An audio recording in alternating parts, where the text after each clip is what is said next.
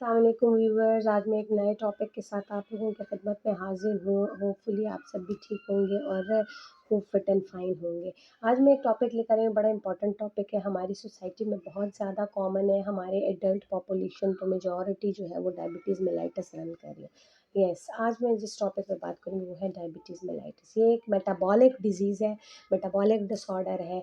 ठीक है, ये हम कह सकते हैं कि इनबॉर्न एरर भी हो सकता है, क्योंकि ये इसके 2 टाइप्स हैं डायबिटीज़ मेलाइटस के, यानी शुगर जिसको आम ज़ुबान में कहा जाता है। इसके 2 टाइप्स हैं, टाइप 1 डायबिटीज़ यानी इंसुलिन डिपेंडेंट डायबिटीज़, जैसे नाम से ही आपको ज़ाहिर हो रहा है कि इंसुलिन की कमी की वजह से होता है। जुवेनाइल ऑनसेट भी कहते हैं उसको, बच्चों में ये ज़्यादातर होता है और बच्चों में और भी वजूहात होती हैं, जैसे जेस्टेशनल डायबिटीज़ जो है नियोनेटल डायबिटीज़ में भी चला जाता है। स्टेरॉयड इंड्यूस्ड भी हो सकता है, बच्चों में भी हो सकता है स्टेरॉयड इंड्यूस्ड, बड़ों में भी हो सकता है।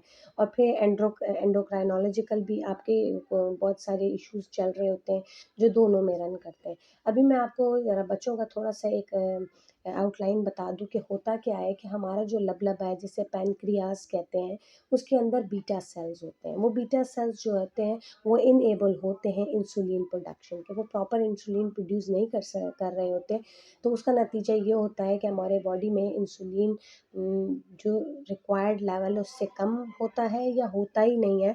तो उसका नतीजा ये होता है कि आपका ब्लड ग्लूकोज लेवल जो है वो नॉर्मल लिमिट से बढ़ जाता है। नॉर्मल लिमिट क्या होती है कि आपका 70 फास्टिंग ब्लड ग्लूकोज लेवल जो है 70 और 100 के दरमियान में हो। इससे ज़्यादा अगर 126 130 से 2-3 रीडिंग्स भी ज़्यादा आ रही हैं तो यू शुड बी अलार्मिंग कि ये कुछ ना कुछ मसला मैं रन कर रहा हूँ। ठीक है, ये तो हो गई, मैंने थोड़ी-सी बात कर दी बच्चों की। अब मैं आती हूँ बड़ों की तरफ। दोनों की जो डाइटरी मैनेजमेंट है, उसमें बहुत ज़्यादा नहीं तो स्लाइड सा डिफ़रेंस है। डाइटरी मैनेजमेंट मैं अगली वीडियो में आप लोगों के साथ डिस्कस करूँगी। अभी तो मैं एक जस्ट जनरल फ़िज़ियोलॉजी जो डायबिटीज़ मेलाइटस रिलेटेड फ़िज़ियोलॉजी है, उस पे मैं आज बात करूँगी। अब मैं आ जाती हूँ एडल्ट ऑनसेट पे, यानी जिसको हम कहते हैं मैच्योरिटी ऑनसेट, एडल्ट ऑनसेट या टाइप 2 डायबिटीज़, जो कि नॉन इंसुलिन डिपेंडेंट होता है। इसमें होता क्या है कि इंसुलिन प्रोडक्शन तो अपने लेवल पे सही हो रही होती है, बीटा सेल्स प्रॉपर काम कर रहे होते हैं, लेकिन होता क्या है कि हमारी जो बॉडी के सेल्स होते हैं उसके ऊपर एक रिसेप्टर साइट्स होते हैं। वो रिसेप्टर साइट्स जो है वो बेसिकली इंसुलिन के आने के अमल को सेल के अंदर वो अलाउ करते हैं और अंदर जो है ग्लूकोज को तोड़-फोड़ का अमल करते हैं इंसुलिन को अंदर अलाउ करके। होता क्या है कि वो रिसेप्टर साइट के ऊपर एक फ़ैट की लेयर आ जाती है, जिसके रिस्पॉन्स में इंसुलिन जो है वो सेल के अंदर जाके ग्लूकोज को तोड़-फोड़ का अमल नहीं कर सकता। या इससे ज़्यादा मैं आपको आसान क्या समझाऊँ, या फिर अगर रिसेप्टर पे सेल की लेयर नहीं सॉरी रिसेप्टर पे फ़ैट की लेयर नहीं भी आती, तो ये हेरिडिटरी भी होता है, यानी आपके फैमिलीज़ में भी रन कर रहा होता है। आपके मदर से, आपके फादर से आपको टेंडेंसी आई होती है या बोथ पेरेंट्स से आपको टेंडेंसी आई होती है। तो ये भी एक रीज़न होता है एडल्ट ऑनसेट डायबिटीज़ मेलाइटस का। फिर मोटापा, मोटापा तो वही फैट की लेयर आ जाती है, ठीक है। ओबेसिटी एक रीज़न है डायबिटीज़ मेलाइटस का, या आप बहुत एक एडल्ट एज पे जाकर, ठीक है, आप इनएक्टिव हो जाते हैं, आपका लाइफ़स्टाइल सेडेंटरी हो जाता है, जिसकी वजह से आपका ग्लूकोज़ लेवल बढ़ जाता है और ग्लूकोज़ लेवल बढ़ने की वजह ये होती है तो वो एक ग्लाइकोनियोजेनेसिस का प्रोसेस जिसे कहते हैं कि वो आपके बॉडी में जाके फ़ैट के फॉर्म में स्टोर होता है और वो फिर वही रिसेप्टर साइट्स के ऊपर एक फ़ैट की लेयर बना देता है, जिसका रिस्पॉन्स ये होता है कि इंसुलिन प्रोड्यूस तो हो रही होती है लेकिन वो अपना फंक्शन प्रॉपरली परफॉर्म नहीं कर सकती।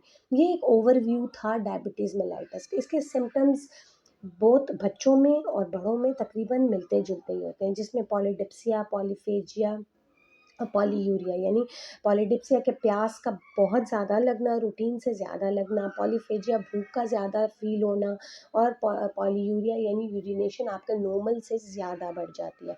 आपका मुँह खुश्क होता है, आपको वो पिंचिंग सी बॉडी में फ़ील होती है, जैसे चूंटियाँ-चूंटियाँ दौड़ रही हैं आपकी बॉडी में, या आपको हाइपोग्लाइसेमिया के एपिसोड्स आना शुरू हो जाते हैं, या आप कह सकते हैं कि आपकी वुंड हीलिंग डिले होना शुरू, यानी आपके ज़ख्म का मुंदमिल होने का प्रोसेस स्लो हो जाता है, आप वीकनेस फ़ील करते हैं, आप पट्ठों का खिंचना फ़ील करते हैं, आपकी विज़न ब्लर्ड होना शुरू हो जाती है, आपको प्रॉपर दिखाई दे मतलब देखते तो हैं लेकिन आपको फोकस बराबर नहीं होता, या आप कह सकते हैं कि आपकी जो विज़न है वो ब्लर्ड होती है। मेरा ख़्याल है कि मैंने बहुत ज़्यादा टेक्निकली आपको नहीं समझाया, मैंने अपनी तरफ से पूरी कोशिश की कि मैं बहुत आसान अल्फ़ाज़ में आपको एक फ़िज़ियोलॉजी, एक पैथोफ़िज़ियोलॉजी डायबिटीज़ रिलेटेड बता दूँ। मुझे फ़ील होता है कि हर डाइट को बताने से पहले थोड़ा बहुत मुझे आपको डिज़ीज़ के मुतालिक भी बताना चाहिए कि डिज़ीज़ बेसिकली है क्या और उसको हम ट्रीट कैसे करेंगे। जब मैं ये सारी चीज़ें आपके साथ डिस्कस करती हूँ तो फिर आपको भी डाइटरी मैनेजमेंट करने में आसानी होती है, कि आप लाज़मी सोचेंगे कि भई यहाँ पे ये इश्यू मुझे चल रहा है, ये इश्यू चल रहा है, ये ऑर्गन है, तो इस ऑर्गन के लिए जो डिज़ाइन डाइट थी हमें डॉक्टर साहब ने बताई, हमने वही खानी है। होपफुली कि मैंने थोड़ा बहुत आपको आसान अल्फाज में डायबिटीज़ समझा दिया होगा। मैं अपनी नेक्स्ट वीडियो में इसकी डिटेल डाइट और आपको फिर एक एक्सरसाइज पैटर्न भी बताऊंगी कि किस किस तरीके से आपने जो है अपने डाइट को फॉलो करना है और किस तरह अपने लाइफ स्टाइल को मेंटेन करना है कि आप कंट्रोल्ड डायबिटीज़ की एक लाइफ गुजारें। एक चीज़ जो मैं आपको शायद मैंने बताई नहीं, कि इसमें जो 2 पैरामीटर्स हैं, ये आपने ब्लड ग्लूकोज़ लेवल देखना है और फिर आपने अपना HbA1c देखना है। HbA1c अगर 6 से ज़्यादा आ रहा है तो फिर यू शुड बी अलार्मिंग, कि मैंने अब अपनी डाइट कंट्रोल करनी है या अपनी फ़िज़िकल एक्टिविटी को बढ़ाना है। दूसरी चीज़, अगर आपके परसिस्टेंटली 126 से लेके 130 के दरमियान fasting blood glucose level 2-3 readings में ज़्यादा आ रहा है, तब भी आपने अलार्म हो जाना है कि मैंने अब डाइट कंट्रोल भी करनी है, फ़िज़िकल एक्टिविटी भी करनी है और मैंने अपनी चीज़ों को देखना है कि मैंने अपनी चीज़ों को प्रायोरिटाइज़ करना है कि मैंने किस तरीके से लाइफ स्पेंड करनी है। इसके साथ ही मैं इजाज़त चाहूँगी, नेक्स्ट वीडियो में आपके साथ कंप्लीट डाइट पैटर्न डिस्कस करेंगे। इंशाल्लाह अपना बहुत ख़्याल रखिएगा, दुआओं में याद रखिएगा। अल्लाह हाफ़िज़।